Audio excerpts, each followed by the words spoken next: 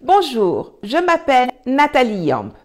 Officiellement, le dernier soldat français a quitté le Mali avant-hier, 15 août 2022. La dernière plateforme opérationnelle de l'armée française, après avoir été démantelée, a été remise aux forces armées maliennes à Gao. Malheureusement, la racaille de Barkhane n'a pas été rapatriée en France, mais plutôt relocalisée chez le voisin. Pourtant, on se souvient que quand en août 2021, il y a un an quasiment jour pour jour, quel hasard, les talibans sont entrés dans Kaboul, les soldats américains et de l'OTAN qui ont fui, qui ont fraya ventre à terre, ne sont pas allés déposer leurs bagages au Pakistan, au Tadjikistan, au Turkménistan ou en Iran voisin. Non, non, ils sont rentrés chez eux, abandonnant derrière eux non seulement une partie de leur matériel, mais également et surtout leurs collabos locaux, ceux qui avaient travaillé pour et avec eux. Les Maliens qui collaborent aujourd'hui avec l'ennemi du Mali feraient bien de s'en souvenir. Le dernier avion militaire américain a décollé de l'aéroport discrètement juste avant minuit le 30 août, 24 heures avant la fin de la journée du 31 août, la date butoir fixée par le président Biden. Et voici la photo du dernier soldat américain quittant le sol afghan, rendue publique par l'état-major américain. Anthony Blinken, piqué au vif par de multiples critiques à Washington, a défendu la gestion du retrait des troupes et des évacuations. Maintenant que les vols militaires américains sont terminés, un nouveau chapitre de l'engagement américain en Afghanistan a commencé. La mission militaire est terminée, une nouvelle mission diplomatique commence. Alors, n'avez-vous pas remarqué que l'armée française ne ramène jamais ses soldats chez elle, mais qu'ils errent toujours d'un pays à l'autre comme des sans domicile fixe? Savez-vous pourquoi? Eh bien, je vais vous l'apprendre.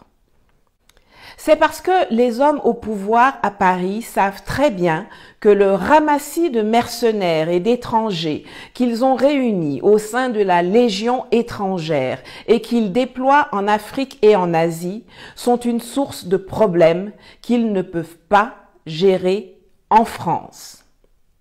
Des détraqués, des pédophiles, des gens qui se considèrent au-dessus des lois parce que quand ils sont en opération extérieure, ils peuvent faire tout et n'importe quoi sans conséquence, en toute impunité, en toute immunité.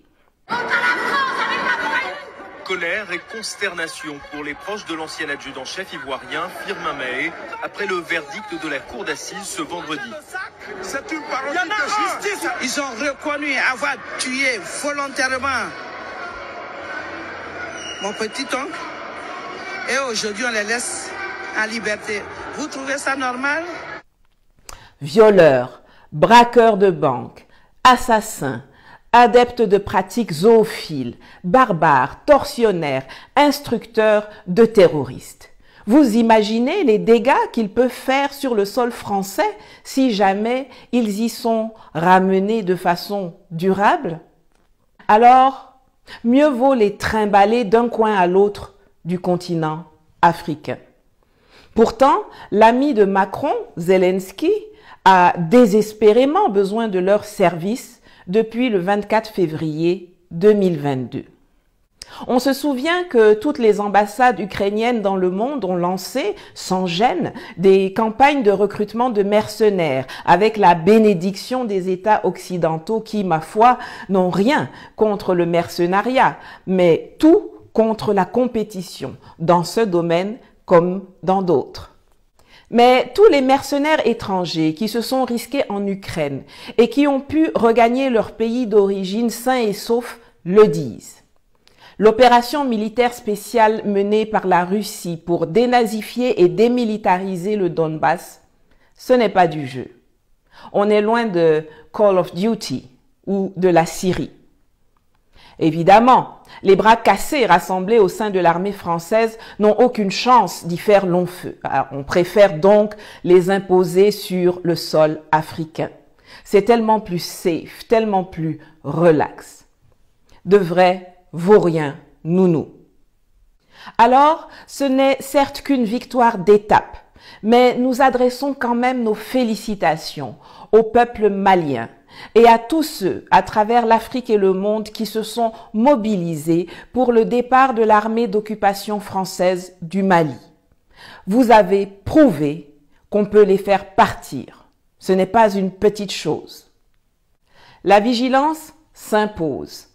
Les Français, à travers leurs supplétifs terroristes qu'ils ont installés, entraînés, financés, équipés, vont commanditer et opérer de façon accrue des attaques meurtrières contre les civils et les militaires maliens afin de pouvoir revenir s'installer et continuer de piller les ressources africaines dont ils ont tant besoin. Les récents massacres et attaques à Tessit, Koulouba en attestent. Aucune lutte de libération ne se fait sans en payer un prix fort. Et nous sommes au Mali en plein milieu d'une lutte de libération qui, je l'espère, va contaminer le reste de la région et le précaré dit francophone. J'ai une grosse pensée pour tous ceux qui ont perdu la vie à cause de la déstabilisation du Sahel, dont les auteurs et premiers responsables devant l'histoire sont la France et l'OTAN, qui ont commis le coup d'État originel en Libye en faisant assassiner Mouammar Kadhafi. Un rapport de la session 2016-2017 de la Commission des Affaires étrangères du Parlement britannique établit que la France n'est pas intervenue en Libye pour sauver Benghazi, mais pour 5 autres raisons bien différentes. S'emparer d'une partie de la production de pétrole libyenne, augmenter l'influence française en Afrique du Nord, améliorer la popularité de Nicolas Sarkozy en France, replacer l'armée française au centre de l'échiquier stratégique mondial et répliquer à la volonté de Kadhafi de remplacer la France comme une puissance dominante en Afrique francophone. Ce n'est pas moi qui le dis, mais le Parlement britannique. Sidney Blumenthal, ancien conseiller spécial au président américain Bill Clinton, auteur et éditorialiste du Washington Post, le formule clairement. 4 des 5 raisons étaient motivées par l'intérêt national français. La 5e relevait de l'intérêt politique personnel de Nicolas Sarkozy. Tous nos morts, nos blessés, nos mutilés sont à mettre à leur actif. Aucun oubli, aucun pardon. Nous devons arriver au démantèlement définitif des bases militaires françaises au Sénégal, en Côte d'Ivoire, au Gabon, au Tchad, à Djibouti, partout sur le continent. Aucune opération militaire française ne doit y être tolérée. Aucun contingent ou commandant français ne doit être accepté au sein des missions onusiennes en Afrique. Aucun de leurs bidasses ne doit pouvoir parader chez nous. Soutenons sans faille les vaillantes autorités et les forces armées maliennes et leurs alliés aussi longtemps que cela sera nécessaire. L'opération Maliko de reconquête du territoire se poursuit avec efficacité et sans bruit sur le terrain. Du matériel militaire est acquis. Nos soldats sont entraînés et endurcis, ce qui fait d'eux aujourd'hui la 18e armée la plus puissante d'Afrique, la 3e d'Afrique de l'Ouest, derrière le Nigeria et le Ghana. Alors qu'en 60 ans de formation et de mise sous tutelle par l'armée française, c'était une des armées les plus moquées du monde. La prochaine étape sera sensible, difficile.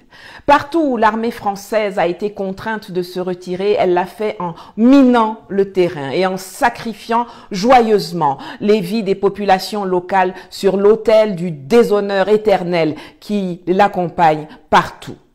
Nos frères algériens, centrafricains, camerounais peuvent en dire quelque chose.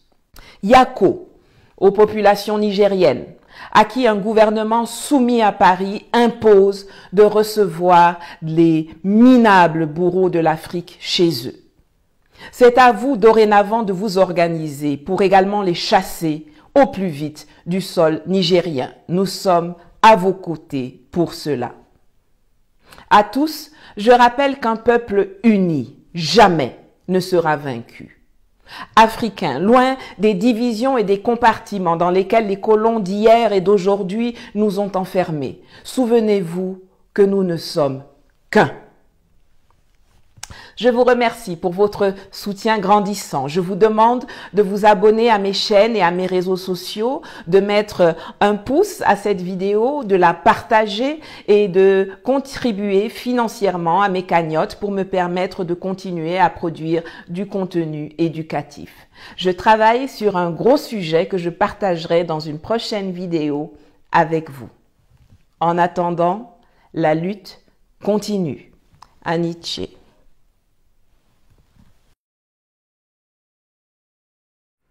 Hello, my name is Nathalie Yamb. Officially, the last French soldier left Mali the day before yesterday, August 15, 2022.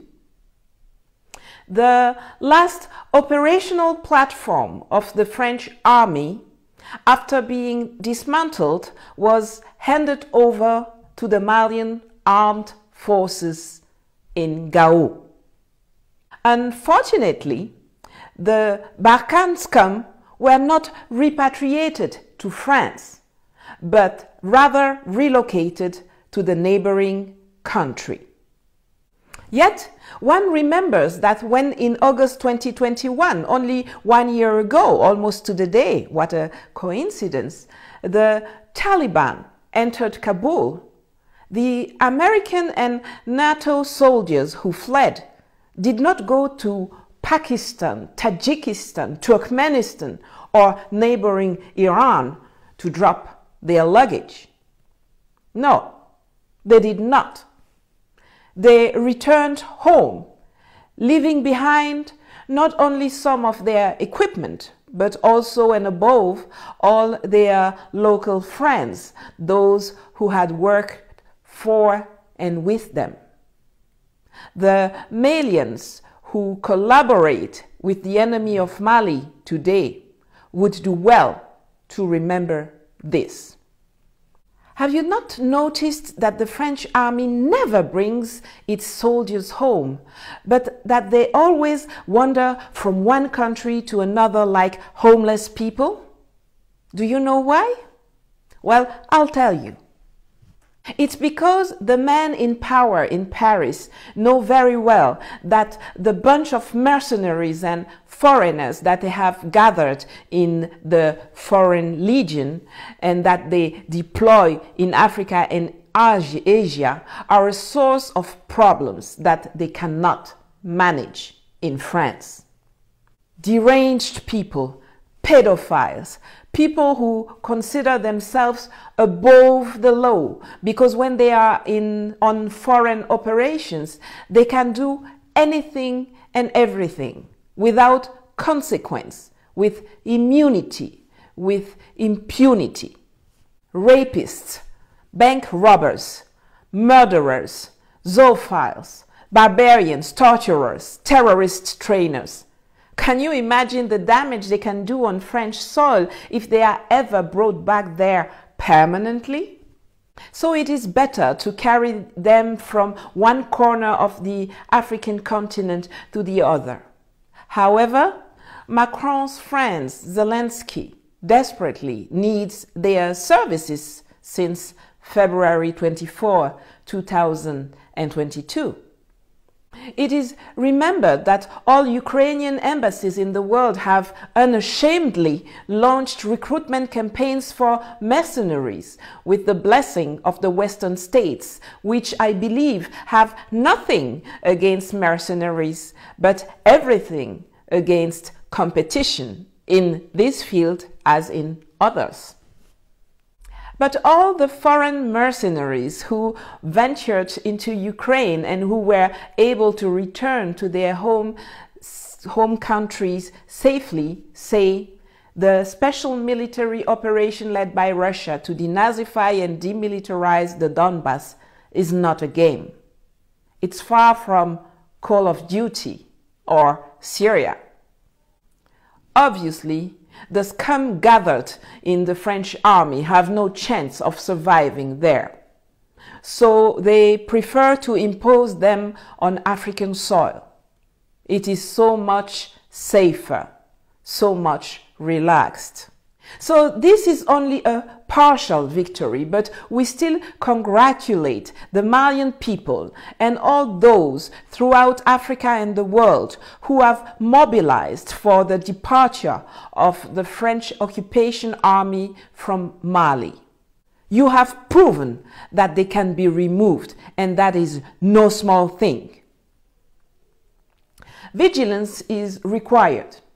The French, through their terrorist auxiliaries whom they have installed, trained, financed, and equipped, are going to order and operate more and more murderous attacks against Malian civilians and soldiers so that they can return to settle down and continue to plunder the African resources that they need so much.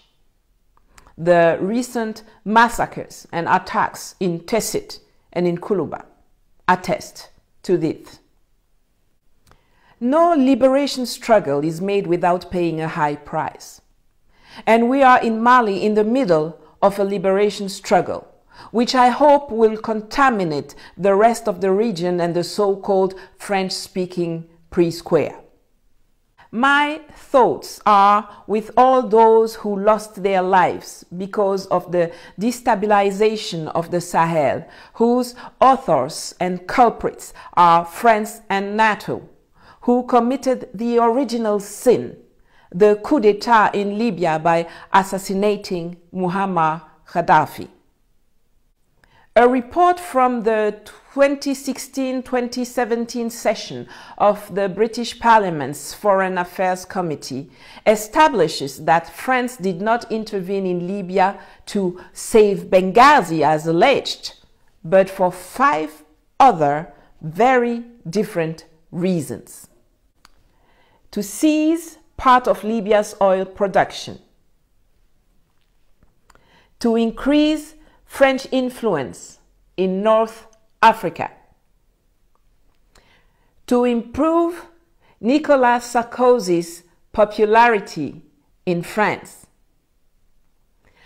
to put the French military back at the center of the global strategic chessboard, and to retaliate for Gaddafi's desire to replace France as the dominant power in Francophone Africa. Remember, this is not me saying it, but the British House of Commons. Sidney Blumenthal, former special advisor to US President Bill Clinton, author and columnist for the Washington Post, puts it clearly. 4 of the 5 reasons were motivated by French national interest. The 5th was Nicolas Sarkozy's personal political interest. All of our dead, our wounded, are to their credit. We will never forget. We will never forgive. We must succeed in permanently dismantling the French military bases in Senegal, Ivory Coast, Chad, Gabon, Djibouti, everywhere on the continent. No French military operation must be tolerated there. No French contingent or commander must be accepted within the UN missions in Africa. No one of their soldiers must be allowed to parade around our homes. Let us unfailingly support the valiant Malian authorities and armed forces and their allies as long as this is necessary. The Maliko operation to reconquer the territory continues quietly and effectively on the ground. Military equipment has been acquired, and our soldiers are trained and strong, making them today the 18th most powerful army in Africa, the third in West Africa behind Nigeria and Ghana, whereas in 60 years of training and tutelage by the French army, it was one of the most mocked armies in the world. The next stage will be sensitive and difficult. Wherever the French army has been forced to withdraw, it has done so by undermining the ground, happily sacrificing the lives of local populations on the altar of their eternal shame that accompanies it everywhere. Our Algerian, Cameroonian, and Central African brothers and sisters can say something about this. I feel with the Niger populations to whom a government submissive to Paris imposes to host these lousy executioners of Africa. It is up to you from now on to organize yourself to also chase them out of Niger as quickly as possible. We are at your side for this. To all, I remind you that a united people will never be defeated. Africans, far from the divisions and boxes in which the colonists of yesterday and today have locked us, remember that we are one. I thank you for your growing support. I ask you to subscribe to my channels and social networks, to give this video a thumbs up, to share it, and to contribute financially to my fundraisers to allow me to continue producing educational content. I'm working on a big topic that I'll share in a future video with you. In the meantime, the struggle continues. Aniche.